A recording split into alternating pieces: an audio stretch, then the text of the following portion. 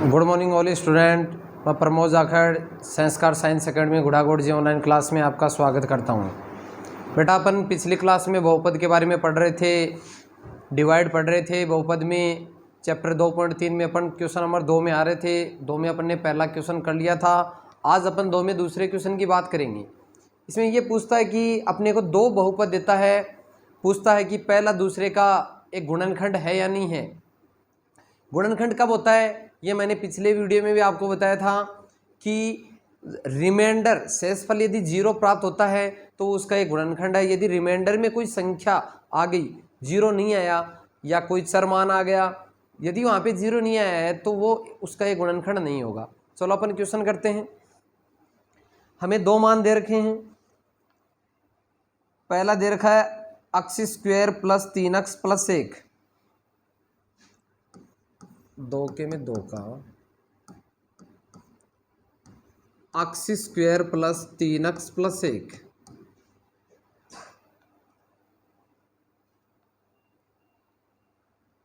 दूसरा है 3x की पावर 4 प्लस 5x की पावर 3, 3x की पावर 4 प्लस 5x की पावर 3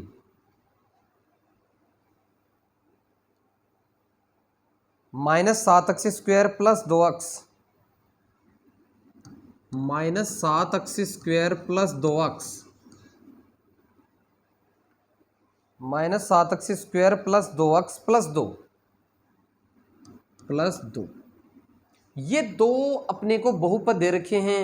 अब हमें ये बताना है कि पहला दूसरे का गुणनखंड है या नहीं है। तो मैंने आपको बताया था कि पहले में अपन दूसरे में पहले का डिवाइड करेंगे तो ये होगा x square plus 3x plus 1। इसका हमें डिवाइड करना है। इसका अपन डिवाइड करेंगे 3x की पावर 4 प्लस 5x की power 3 minus 7x square plus 2x plus 2। ये करना है। जब भी डिवाइड करते हैं तो मैं बार बार आपको एक ही चीज़ बता रहा हूँ कि हम पहली जो टर्म है, जो पहला पद है, उसको हम इक्वल करते हैं। यहाँ पे 3x की पावर 4 है, यहाँ पे सिर्फ x स्क्वायर है, तो इन दोनों को बराबर करने के लिए पहले तो हमें 3 लेना पड़ेगा। यहाँ पे x की पावर 4 है, यहाँ पे x की पावर 2 है, कितनी कम है? 2 कम है, ये हो गई। अब देखना 3 यहाँ पे था नहीं तो अपने ले लिया, x की पावर 4 थी, यहाँ पे 2 थी तो 2 कम थी तो 2 अपने ले ली। अब ये जो आता है, जो भागफल में प्राप्त हुआ है, ये 3x स्क्वायर है। ये 3x स्क्वायर बेटा x स्क्वायर से भी मल्टीप्लाई होगा, 3x से भी मल्टीप्लाई होगा और इस 1 से भी मल्टीप्लाई होगा। चलो करते हैं। 3 x की पावर 2 ये है, 2 ये है, x की पावर हो गई 4 प्लस प्लस ये 3 संख्या संख्या से मल्टीप्लाई होती है, चर चर से। 3 को 3 से मल्टीप्लाई करेंगे 9x और ये x की पावर होगी 2 और 1 ये 3 प्लस, तो अपने लिए लगा दिया प्लस। 1 को किसी भी संख्या को 1 से मल्टीप्लाई करते हैं तो वो की वो संख्या आती है 3x स्क्वायर। इसके बाद में हम निशान चेंज करते हैं। ये 3x की पावर 4 प्लस का है, ये माइनस हो गया। ये 9x की पावर 3 माइनस, ये भी प्लस का है तो ये भी माइनस का, ये भी प्लस का है तो ये भी माइनस का। क्योंकि निशान चेंज करते हैं तो बेटा जो संख्या प्लस की होती है वो माइनस की हो जाती है, जो माइनस की होती है वो प्लस की हो जाती है। इसके बाद में जो कट रहे हैं अपन उनको काट देंगे। ये 3x की पावर 4 है, ये प्लस का है, ये 3x की पावर 4 है, ये माइनस का है, ये कट गया बेटा। इसके बाद में ये x क्यूब, ये भी x क्यूब, ये 5x क्यूब है, ये 9x क्यूब है। संख्या प्लस की बढ़िया माइनस की, माइनस की बढ़िया तो आंसर माइनस में आ जाएगा। इसके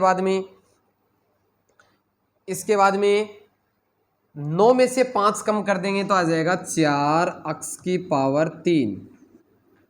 इसके बाद में ये x स्क्वायर का पद है, ये भी x स्क्वायर का है, ये 7x स्क्वायर माइनस का है, ये 3x स्क्वायर भी माइनस का है, तो 7 और 3 हो जाएगा 10। किसका? माइनस का। 10x स्क्वायर हो गया बेटा। इसके बाद में प्लस का 2x प्लस 2, ये लिख दिया अपन ने। हमारा टारगेट वो का वो टारगेट, पहली टर्म है उसको हमें इक्वल करना है। पहली टर्म में माइनस यहाँ पे नेगेटिव, यहाँ पे नेगेटिव है, या वहाँ पे नहीं है तो अपन ने ले लिया नेगेटिव, माइनस ले लिया। यहाँ पे 4 है, यहाँ पे 4 नहीं है तो अपन ने ले लिया 4 ले लिया। इसके बाद में यहाँ पे अक्स की पावर 3, यहाँ पे अक्स की पावर 2, कितनी कम है 1, तो अपन ने ले लिया अक्स। इसका मतलब माइनस का 4 अक्स है, ये मल्टीप्लाई होगा अक्स स्क्वायर से, मल्टीप्लाई होगा 3 अक्स से, मल्टीप्लाई होगा 1 से, इससे मल्टीप्लाई होगा। चलो करते हैं। पहले माइनस है, इस माइनस को ये संख्या प्लस की है, वो माइनस की है, तो प्लस माइनस हो जाएगा माइनस। ये अक्स स्क्वायर वो 4, तो 4 का अपने पहले ले लिया 4, अक्स को अक्स स्क्वायर से मल्टीप्लाई करेंगे अक्स क्यूब आ जाएगा। ये प्लस है बेटा, ये माइनस है, प्लस माइनस हो गया माइनस। ये 3 अक्स है, ये 4 अक्स है, तो 4 को 3 से मल्टीप्लाई कर देंगे 12, अक्स को अक्स से मल्टीप्लाई करेंगे अक्स स्क्वायर हो जाएगा, प्लस किसी भी संख्या को 1 से मल्टीप्लाई करेंगे सेम संख्या आ जाएगी। तो सॉरी प्लस नहीं आएगा, यहाँ पे माइनस आएगा। माइनस क्यों आया? क्योंकि ये 4 अक्स है, ये माइनस का, ये 1 अक्स है, ये प्लस का है, प्लस माइनस माइनस हो गया 4 अक्स। इसके बाद में वही करते हैं अपन, जो निशान उनको चेंज कर देते हैं, जो माइनस के हैं वो सब प्लस के हो जाते हैं, ये सभी माइनस के हैं तो सभी किसके हो जाएंगे? प्लस के। जो कट रहे हैं अपन उनको काट देंगे। ये 4 अक्स की पावर 3 माइनस का है, ये प्लस का, ये कट गया। इसके बाद में ये 12 अक्स स्क्वायर प्लस का है, ये 10 अक्स स्क्वायर माइनस का है, तो प्लस की संख्या बड़ी आंसर प्लस में आएगा। 12 अक्स स्क्वायर में से 10 अक्स स्क्वायर घट जाएगा तो रह जाएगा 2 अक्स स्क्वायर। ये प्लस का 4 अक्स है, ये प्लस का 2 अक्स है, 4 और 2 हो जाएगा 6 अक्स है, और प्लस का 2। हमारा वही टारगेट, पहले पद को हमें इक्वल करना है। यहाँ पे एक्स स्क्वायर है, यहाँ पे भी एक्स स्क्वायर है, लेकिन साथ में संख्या 2 है, यहाँ पे 2 नहीं है, तो अपन प्लस का क्या ले लेंगे? 2 ले लेंगे।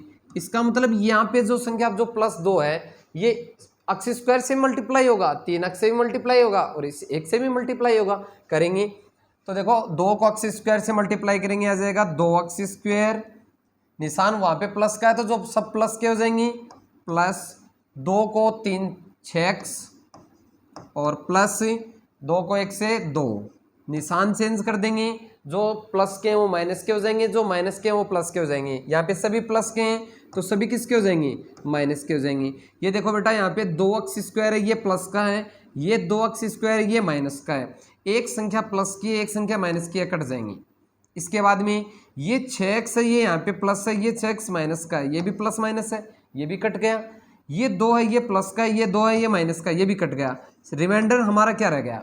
0। यदि रिमाइंडर 0 रहता है, मैंने आपको पिछले वीडियो में भी आपको बताया था, अब भी बार बार बता रहा हूं कि एक बहुपद दूसरे का गुणनखंड कब होगा? एक बहुपद दूसरे का गुणनखंड तब होगा जब रिमाइंडर है, उसका शेषफल है, ये क्या प्राप्त हो? 0 प्राप्त हो। यहाँ पे हमारा रिमाइंडर 0 प्राप्त हो गया।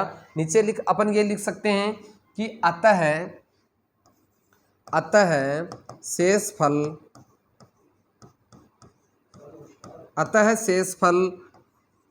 Rx बराबर 0 प्राप्त होता है, 0 प्राप्त होता है, 0 प्राप्त होता है। अतः पहला बहुपद दूसरे बहुपद का एक गुणनखंड होगा। समझ में आ गया? एक बार आपको दोबारा समझाता हूं कि जब भी आपको एक बहुपद और 2 बहुपद दे दे, तो ये कहे कि पहले बहुपद दूसरे बहुपद का एक गुणनखंड है या नहीं है, तो आपको पहले डिवाइड करना है। तो अपन ने डिवाइड की कंडीशन ले ली, अपन ने पूरा डिवाइड कर दिया। डिवाइड में हमें पता है कि इसे हम px बोलते हैं, यूक्लिडी विभाजन प्रमेय से, इसे हम gx बोलते हैं, इसे हम qx बोलते हैं, और इसे हम rx बोलते हैं। ये होता है।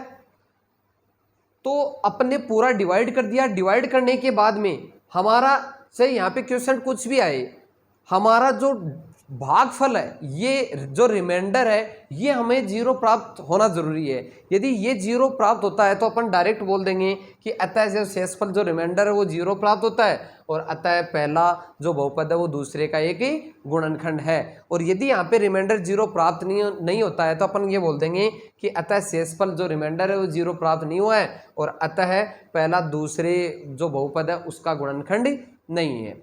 अच्छे से समझ में आ गया? बाकी क्वेश्चन है वो अपन नेक्स्ट क्लास में करेंगे। धन्यवाद।